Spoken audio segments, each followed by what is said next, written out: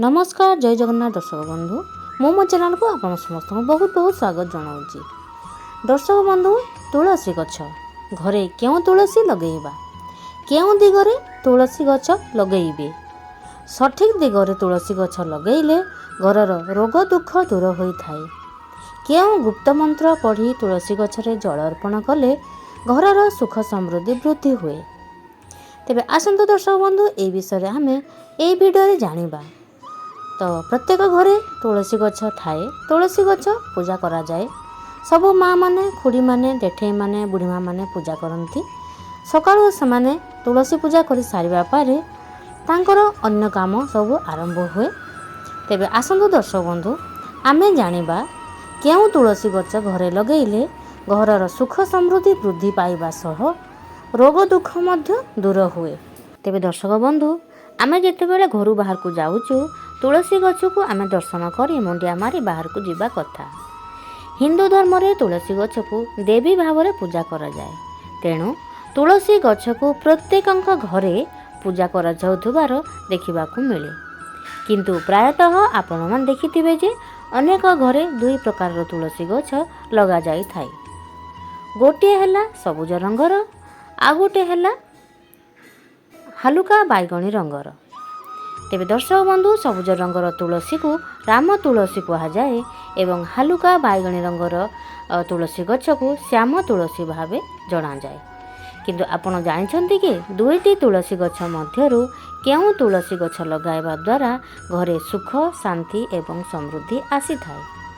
जदि ए विषय आपण माने जानि नाहंती तेबे आज ए भिडियो रे आपण मानकु मु कहिबी केउं तुलसी गछ घरे लगेइबे। तेबे दर्शक बंधु घरे राम किंबा श्याम तुलसी मध्यरु केउं तुलसी लगेइबा द्वारा सुफल मिली थाए ताहा आमे आसंतु ए भिडियो रे जानिबा। तेबे दर्शक बंधु जदि भिडियोटी भल लागे तेबे लाइक शेयर कमेंट निश्चित भाव में करिदेबे। राम तुलसीर लाभ कौन से विषय आमे जानिबा। राम तुलसी सबुज रंगर होइथाए। अधिकांश घरे आपण केवल राम तुलसी लगा जाउथिबार देखि पारिबे। विश्वास करा जाए जे राम तुलसी लगाइबा द्वारा समस्त दुख एवं कष्ट दूर होइथाए। एही तुलसी गछ लगाइबा द्वारा घरे सुख समृद्धि एवं खुशी आसी थाए। तेबे दर्शक बंधु राम तुलसी को श्री तुलसी किंबा भाग्य तुलसी मध्य कहा जाए। एबे आसंतु जानिबा आमे श्याम तुलसीर लाभ कौन। श्याम तुलसी देखिबाकू हालुका बैगणी रंगर होइथाए। यह व्यतीत यह स्वादरे मध्य कम मीठा होइथाए। श्याम तुलसी साधारणतः आयुर्वेद रे एक औषधि भाव में मध्य व्यवहार करा जाए। तेबे दर्शक बंधु श्याम तुलसी को कृष्ण तुलसी मध्य कहा जाए। क्यों तुलसी घरे लगेइबे ए विषय आसंतु आमे जानिबा। धार्मिक विश्वास अनुजाई घरे राम तुलसी लगाइबा अत्यंत शुभ बोली कहा जाए। यह लगाइबा द्वारा आपणक घर सुख एवं समृद्धि रे भरी जीवो। किंतु जदि आपण चाहिबे तेबे आयुर्वेदिक गुण पाई आपण श्याम तुलसी मध्य लगाई पारिबे। एबे आसंतु जानिबा आमे केउं दिगरे तुलसी गछ लगेइबे जहा द्वारा कि घर को सुख शांति समृद्धि वृद्धि हेबो।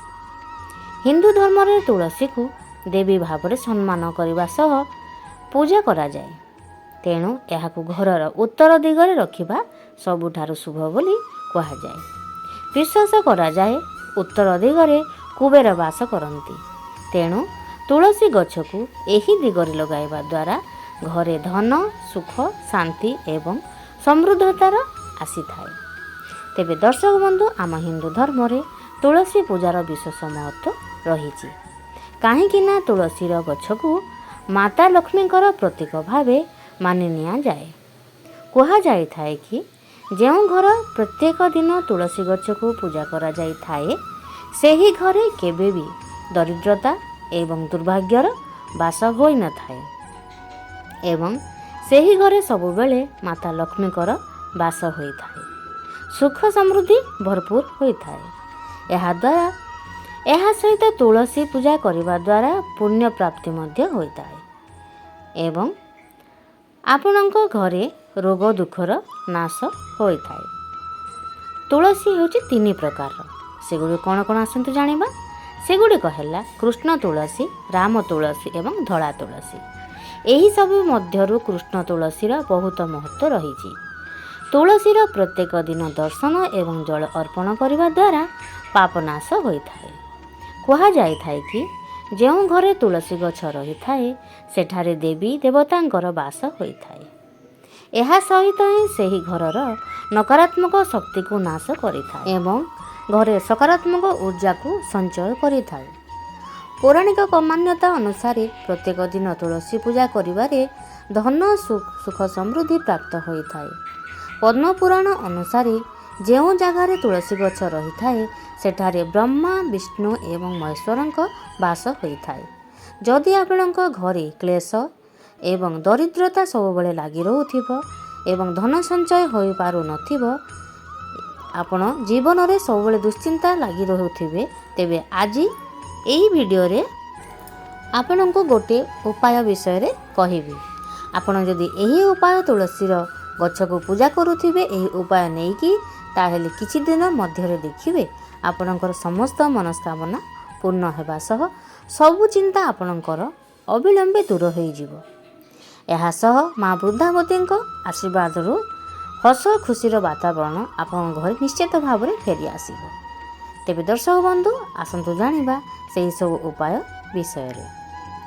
ତେବେ ଦର୍ଶକ ବନ୍ଧୁ, ଆପଣ ପ୍ରଥମେ ସକାଳୁ ସ୍ନାନ ସାରି ଆପଣଙ୍କ ଇଷ୍ଟ ଦେବାଦେବୀଙ୍କ ପୂଜା କରି ଆଳତି କରିନେବେ ଏବଂ ତାପରେ ହିଁ ଆପଣ ତୁଳସୀ ଚଉରା ପାଖରେ ଯାଇ ତୁଳସୀ ମାଙ୍କୁ ପ୍ରଣାମ କରି ତୁଳସୀ ଗଛ ମୂଳରେ ଶୁଦ୍ଧ ଜଳ ତମ୍ବା ପାତ୍ରରେ ଅର୍ପଣ କରି ନିଅନ୍ତୁ।